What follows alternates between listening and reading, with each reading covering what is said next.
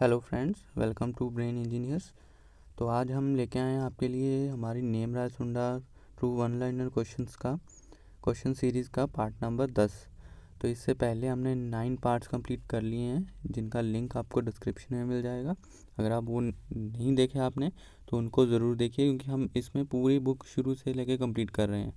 तो हमारी जो मोस्ट इंपॉर्टेंट बुक है competitive book of agriculture by Nem Rai Sunda, तो पूरी बुक हम कंप्लीट कर रहे हैं। ओके, तो आई होप कि ये वीडियोस आपके लिए बहुत हेल्पफुल होंगी।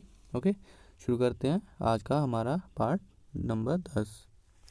देखते हैं फर्स्ट क्वेश्चन। तो इससे पहले हमने 450 क्वेश्चन कर लिए हैं और 451 से हम आज स्टार्ट करेंगे। What is check basin? It consist running water into relatively level basin surrounded by small ridges. Okay, तो इसमें क्या होता है कि फील्ड को हम छोटे छोटे प्लॉट्स में डिवाइड कर देते हैं इरीगेशन फैसिलिटीज़ को अवेल करने के लिए। Okay, next question. Check basin method of irrigation is applied in fields with slope. तो कितना स्लोप जो फील्ड का होना चाहिए कि जिसमें हम चेक बेसिन मेथड यूज़ कर सकें? तो आंसर है इसका up to 3%। Okay, up to 3%। Next question, what is limitation of check basin method? तो क्या लिमिटेशन क्या है इसकी? The answer is a limitation of this method is that it has too many ridges which occupy large area of land and require too much labor to form beds। तो दो limitation हैं, एक तो कि इसमें रिजेस बहुत ज़्यादा बन जाती हैं तो एरिया उसमें यूज़ हो जाता है, तो इसमें क्रॉपिंग एरिया वो हमारा कम हो जाएगा।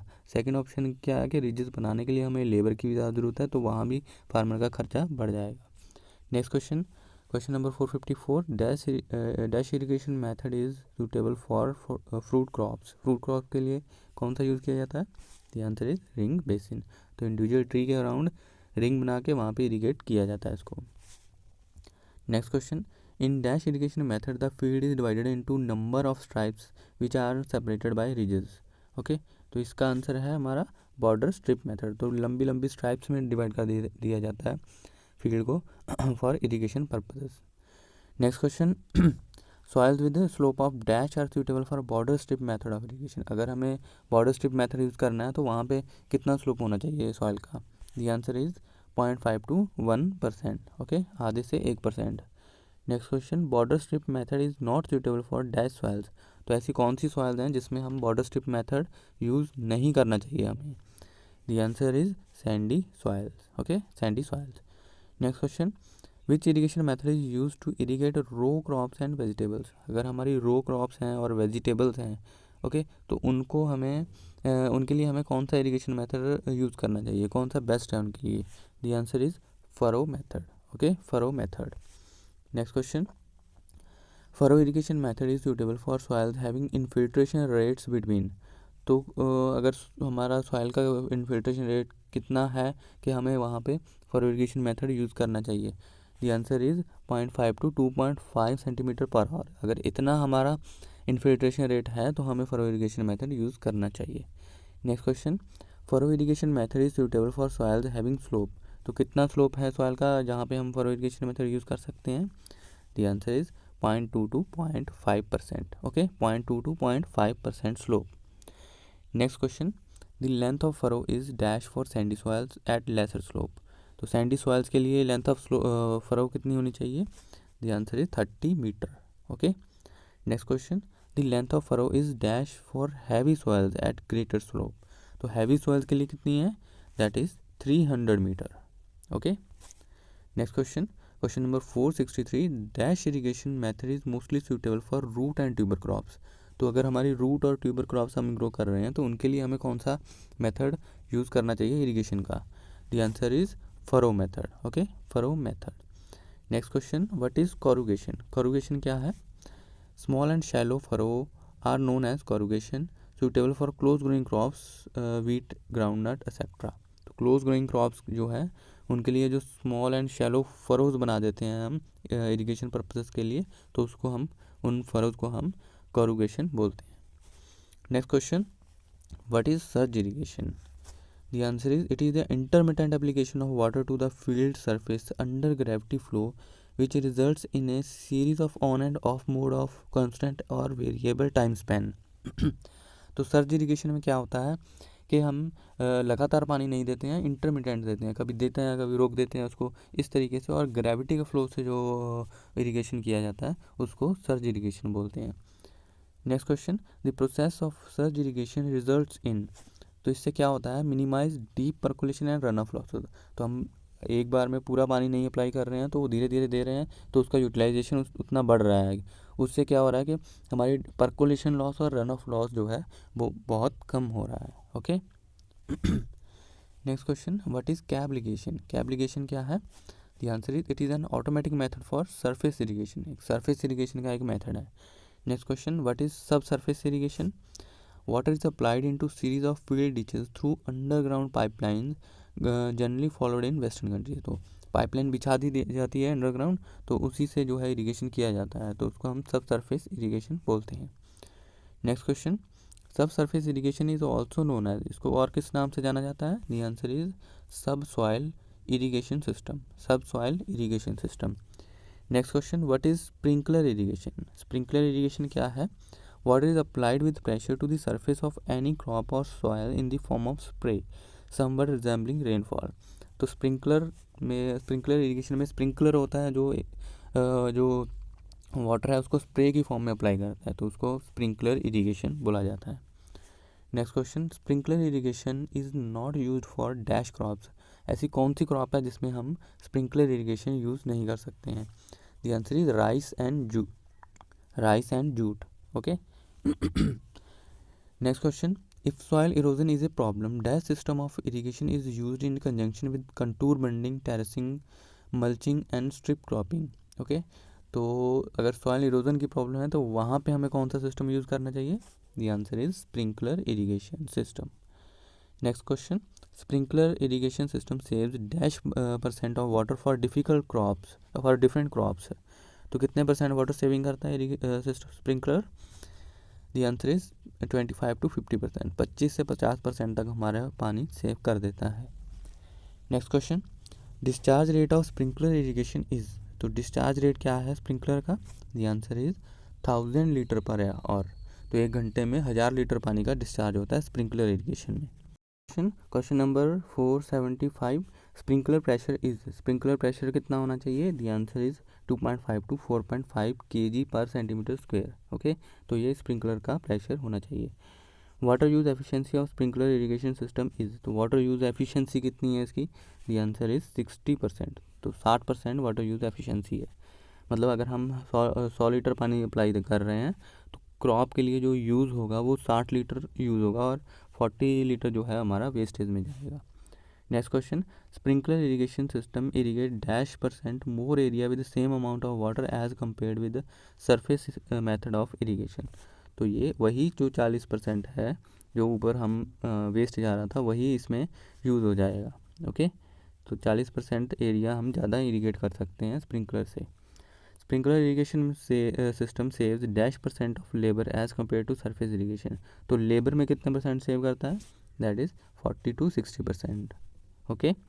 Next question, system of irrigation is used to protect crops against frost and high temperature. तो कौन सा सिस्टम है जो फ्रॉस्ट और हाई टेम्परेचर से बचाता है क्रॉप को?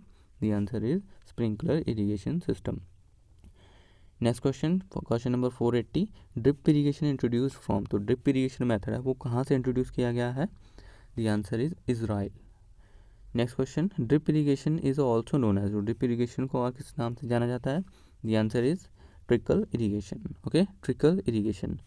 Question number 482, drip irrigation is most popular in areas having problem of, तो कौन से एरिया में drip irrigation method most popular है? The answer is water scarcity and salt factor जो एरिया है जहाँ पे पानी कम है और साल्ट फैक्टर सॉइल है, तो वहाँ पे ड्रिप इरिगेशन बहुत जो है हमारा यूज़फुल होता है। Next question, what is drip irrigation? It is defined as the precise but slow application of water as discrete drops or continuous drops through mechanical devices called emitters located at selected points along water delivering lines। तो drip irrigation में क्या है कि पूरी एक lines बिछा दी जाती हैं फील्ड में और जहाँ पे हमें पानी चाहिए तो वहाँ पे एमीटर लगा के एमीटर एक इसका जो होता है जहाँ से पानी निकलता है ड्रिप इरिगेशन में, तो वो वहाँ पे लगा दिया जाता है और वहाँ से जो है ड्रॉप्स के फॉर्म में जो है इरिगेशन दिया जाता है, तो उसको हम ड्रिप इरिगेशन बोलते हैं। Next question, in drip irrigation system losses due to dash are reduce to minimum. तो कौन से लॉसेस हैं जो इसमें मिनिमम होते हैं? The answer is deep percolation and surface evaporation, क्योंकि हम बिल्कुल उसी जगह पानी दे रहे हैं जहाँ ज़रूरत है, तो और बहुत ही ड्रॉप सिस्टम में दे रहे हैं, ओके, ड्रॉप्स में दे रहे हैं, तो उसमें पर्कुलेशन और सरफेस एवेपोरेशन बहुत कम होता है, okay. Drip irrigation system saves dash % of water as compare to surface. तो सरफेस इरिगेशन मेथड से कितना ज़्यादा सेव करता है ये? दैट इज़ 50 to 70%, ओके, 50 से 70% वाटर सेविंग होती है ड्रिप इरिगेशन में। डिस्चार्ज रेट ऑफ वाटर पर ड्रिपर इज, तो जो ड्रिपर लगा होता है तो उसका डिस्चार्ज रेट कितना होना चाहिए? The answer is 1 to 8 litre per our. तो ड्रिप इरिगेशन में है 1 से 8 लीटर और स्प्रिंकलर में है 1000 लीटर पर आवर, जो है हमें याद रखना है, litre per hour. Next question, dripper pressure is, तो ड्रिपर का प्रेशर कितना होना चाहिए? The answer is 2.5 kg per centimetre square, 2.5 kg। Next question, what is typhoon system of drip irrigation? Typhoon system क्या है? It is used in sugarcane as modified system in which particular water depth is maintained at a particular growth stage. Typhoon system जो है एक इसी की modification है drip irrigation की, जिसमें कितना पानी देना है, किस स्टेज पे कितना चाहिए, उसके अकॉर्डिंग पानी दिया जाता है क्रॉप को, और जनरली ये शुगरकेन के लिए यूज़ किया जाता है, okay. Next question, what is drainage? Drainage क्या है? Agricultural drainage is the removal of excess water known as free और gravitational water from the surface और below the surface of farmland. तो जो हमारा एक्सेस वाटर है, चाहे वो सरफेस पे हो चाहे बिलो सरफेस हो, तो उसको जब हम रिमूव कर रहे हैं, ओके, उसको रिमूव कर रहे हैं, तो उसको हम ड्रेनेज बोलते हैं, okay. Next question, types of drainage. Drainage की क्या क्या टाइप्स हैं? सरफेस ड्रेनेज है और सब सरफेस ड्रेनेज है। Next question, what is surface drainage? Surface drainage क्या है? It is the most common method of drainage in India by digging open drains at suitable intervals and depths. It is the cheapest and simplest method of drainage. तो generally मतलब इसमें क्या होता है कि गड्ढे खोद दिए जाते हैं, उसमें पानी भर दिया जाता है, जो भी एक्सेस वाटर है वो धीरे धीरे अपने आप जो है उसकी ड्रेनेज होती रहती है। Next question, explain broad bed and furrow system of drainage. Broad bed and furrow system of drainage क्या है? It is in this method field is laid out into 120 to 150 centimetre wide beds and 45 centimetre wide furrows across the slope at 0.5%. Crops are sown on beds having 2 or more than 2 rows each. The beds are 15 centimetre raised. तो इसमें क्या होता है कि जहाँ पे slope ज़्यादा है, ओके, स्लोपी एरिया है, वहाँ पे बेड और फरो सिस्टम से जो है जो सोइंग की जाती है, ओके। तो इसको हम broad bed and furrow system of drainage बोलते हैं, ओके, ड्रेनेज का सिस्टम है ये। Next question, broad bed and furrow method is widely used in, तो कहाँ पे यूज़ किया जाता है? ग्राउंड नट में। अगर क्लेई सॉइल है, ग्राउंड नट है, तो वहाँ पे ये मेथड यूज़फुल होता है। Next question, the purpose of sub surface drainage is, तो सब सरफेस ड्रेनेज का क्या पर्पज़ है? The answer is to lower down the ground water level below root zone. तो रूट जोन से हमें नीचे लेके जाना है पानी को, तो उसके लिए सब सरफेस ड्रेनेज की जाती है। Next question, types of sub surface drainage. तो सब सरफेस ड्रेनेज की कौन कौन सी टाइप्स हैं? The answer is tile drains, mole drains, okay, and vertical drainage. 3 type की है, टाइल, मोल और vertical drainage. Next question, orifice is used to measure water in comparatively small streams like flow into border stripes furrows. तो अगर छोटी हमारे छोटे channels हैं, streams हैं, तो उसके अगर हमें वाटर फ्लो मेज़र करना है तो उसके लिए हम ओरिफाइस यूज़ करते हैं, okay. Next question, weirs are use to measure the flow of irrigation channel और the discharge of channel outlet at the source, okay. तो वियर्स जो है वो क्या करती हैं, जो हमारा इरिगेशन चैनल है उसमें जो वाटर फ्लो है उसको मेज़र करने के लिए हम वियर्स यूज़ करते हैं, okay. Next question, basic equation for discharge through wear is. तो वियर से जो हम डिस्चार्ज कर रहे हैं, डिस्चार्ज हो रहा है उसको मेज़र कर रहे हैं, तो उसको कैलकुलेट करने का फॉर्मूला क्या है, इक्वेशन क्या है? The answer is Q is equal to CLH, उसकी H की पावर है NI, ओके। तो ये इक्वेशन याद रखना है, इसका डायरेक्ट क्वेश्चन हमसे पूछा जा सकता है क्वेश्चन एग्ज़ाम में।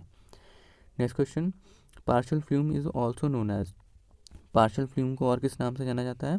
The answer is venturi flume. Okay, venturi flume. तो आज का लास्ट क्वेश्चन हमारा 500 question, what is partial flume? It is the combination of weir and submerged orifice. It can be used even in relatively shallow channels like irrigation furrows with flat grades. Okay, ये भी जो है एक हमारा तरीका है वही इरिगेशन जो फ्लो है, वाटर का फ्लो, उसको मेज़र करने का। ओके, तो पार्शियल फ्लूम भी उसी पर्पज़ के लिए यूज़ किया जाता है। तो ये था हमारा आज का पार्ट नंबर 10। आई होप कि वीडियो आपको बहुत अच्छा लगा होगा। तो वीडियो को लाइक कीजिए, शेयर कीजिए और चैनल को जल्दी से सब्सक्राइब कर लीजिए। हमारे इंस्टाग्राम हैंडल का जो लिंक है वो भी आपको डिस्क्रिप्शन में मिल जाएगा, उसको भी आप यहाँ पे फॉलो कर सकते हैं। तो मिलेंगे नेक्स्ट वीडियो में पार्ट नंबर 11 के साथ। तब तक के लिए बाय एंड थैंक यू।